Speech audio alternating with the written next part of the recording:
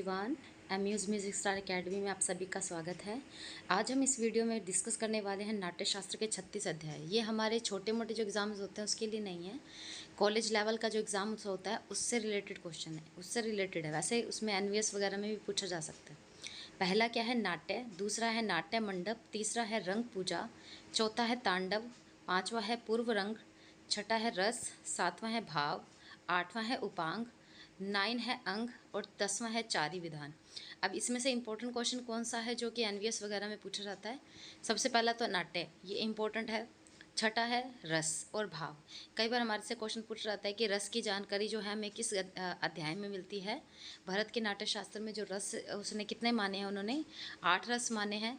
और क्वेश्चन ये भी पूछा जा सकता है कि वही कौन सा अध्याय है, तो छठा अध्याय है। और भाव का भी अगर पूछे तो भाव का 7वां आता है। ठीक है, अब हम बात करेंगे 11वां जो अध्याय है मंडल विधान, 12वां है गति प्रचार, 13 है कर युक्ति धर्मी व्यंजक, चौथा है छंदो विधान, 15वां है छंदो विचिति, काव्य लक्षण, काकु स्वर व्यंजन, दश रूप निरूपण, संधि निरूपण, वृत्ति विकल्पन, आहार्य भिन्न, सामान्य भिन्न। ठीक है, ये हो गया हमारे 22। अब इसमें कौन सा इंपॉर्टेंट है जो एग्ज़ाम की दृष्टि से अगर आप देखो तो सही होता है, एग्ज़ाम के पॉइंट ऑफ व्यू से देखते हो तो 17वां सबसे इंपॉर्टेंट। इसमें क्या है 17वां, इसमें क्या है कि काकू का कई बार हमसे पूछा जाता है कि काकू कितने प्रकार के होते हैं। आप सभी को पता है 6 प्रकार के काकू होते हैं। ठीक है, और इसमें क्वेश्चन कैसा पूछा जा सकता है, ऐसा भी पूछा जा सकता है कि काकू का सबसे पहले वर्णन किस ग्रंथ में मिलता है या फिर किस पर्सन ने किया है और कौन से ग्रंथ में मिलता है, कौन सा समय है।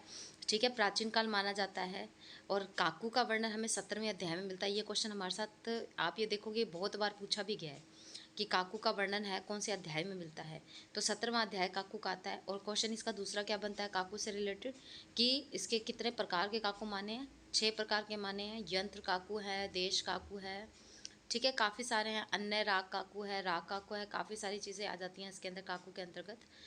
आपको अगर काकू का के पता नहीं चल रहा कि काकू किसको बोला जाता है तो इस पर भी हम एक पर्टिकुलर वीडियो बनाएंगे आपके लिए, जो आप के लिए बहुत इंपॉर्टेंट होगी और इसके में सारे आपके डाउट्स हैं जो सारे क्लियर हो जाएंगे। ठीक है, क्या है 17वां काकू।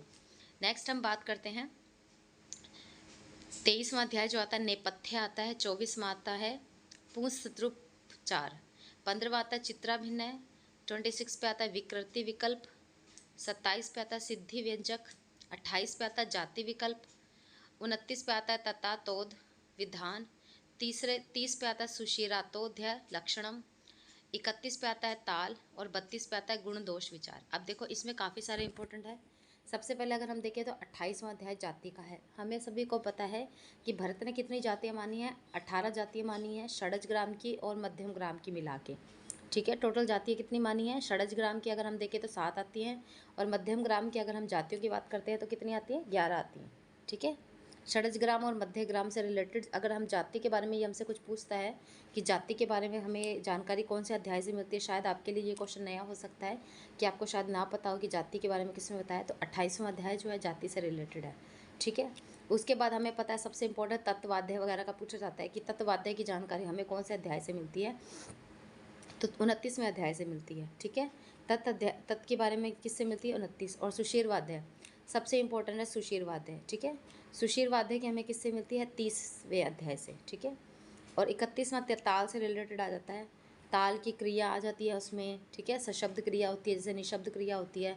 जैसे ताल जो है, मैंने इससे पहले एक वीडियो बनाई थी 32वें अध्याय की जिसमें हमने ध्रुवा के बारे में डिस्कस किया था।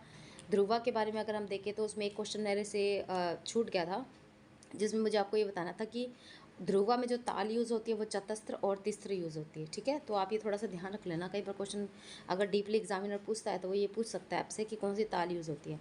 और सबसे इंपॉर्टेंट क्वेश्चन इसमें आता है कि ताल की जानकारी हमें नाट्यशास्त्र की कौन से अध्याय से मिलती है, तो 31वें अध्याय से मिलती है।